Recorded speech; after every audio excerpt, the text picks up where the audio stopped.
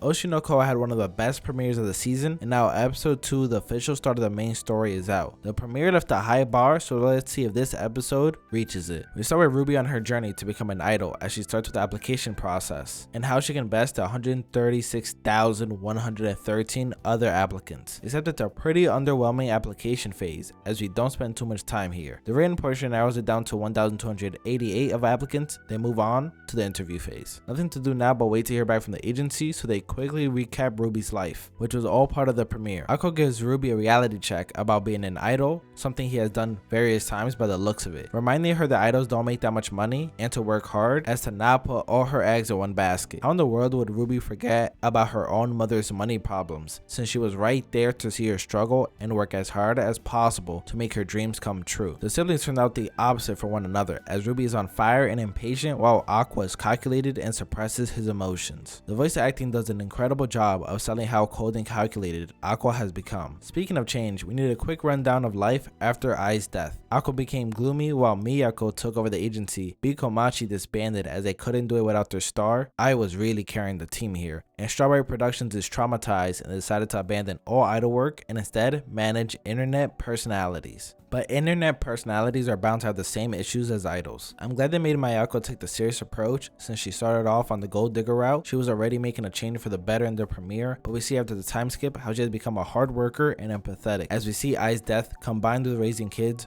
forced her to mature. Ruby auditioned with his bigger agency as Strawberry Productions has abandoned idol work. So despite wanting to be a part of Strawberry Productions like her mother, that just isn't gonna happen. Or so they want you to think. But we see this happen way quicker than you think it would. Well, speaking of agencies, Ruby gets a rejection call. We saw Ai struggling and work non-stop to be the best idol and make money, even getting pregnant with twins and fighting her way back. Apparently that was smooth compared to what Miyako has seen in the past years. Wow, if that was a smooth path to the top of the idol world, she must have seen some real dream crushers along the way. As the cliche goes, luck is what happens when preparation meets opportunity, so I wouldn't say I really got lucky. Well, it doesn't help when it's your own brother that is going against you, for he was the one that caused Ruby rejecting her. He sent the agency a withdrawal from her and blocked her number. Wow, if he spent half that effort helping her, she might be a top idol by now. Terrible to crush someone else's dream just because you can't get over your trauma, but the desire to protect someone is a strong one. The director aged like fine wine. He looks exactly the same. I need him to teach me the ways. And all that planning goes to waste as Ruby gets scouted by an underground idol group, which is worse. Well, that was bound to happen.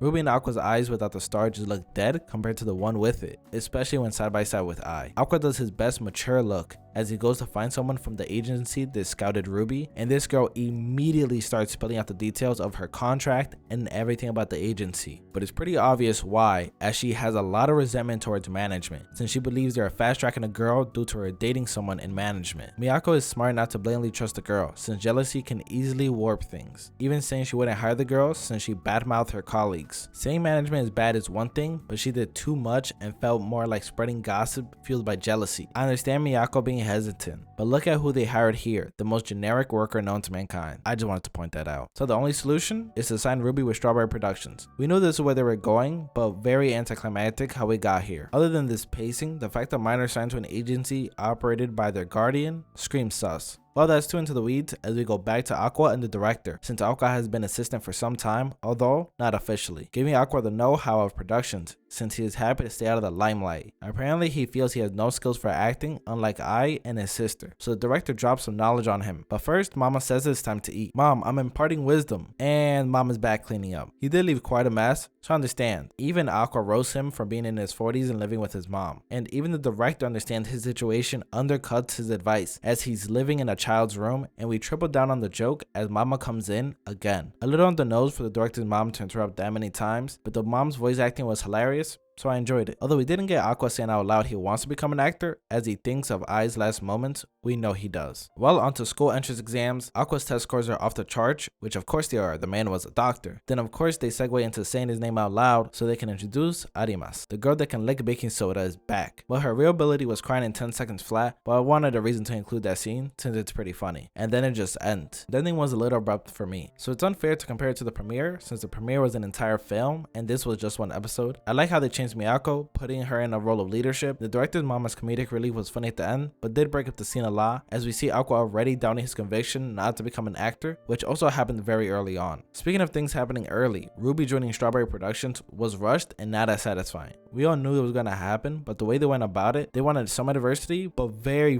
little, and not enough for a whole episode. Aqua really went off the deep end, but that was expected from the premiere, as we saw he went super overprotective mode, as we see the siblings are farther apart personality wise now more than ever. I expect this to be a slower burn, as we see Ruby on her journey to become an idol and Aqua to become an actor and or murderer. Although disappointing, it is understandable why the setup is so rushed. With only 11 episodes in the season, I'm sure there's a lot more to get through, and I can't wait to see it. This has been Anime Disrupted. Leave a like if you liked the video, a dislike if you didn't, and subscribe for anything gaming and anime. Episode 2 for Oshi no Ko, third option, has officially been disrobed.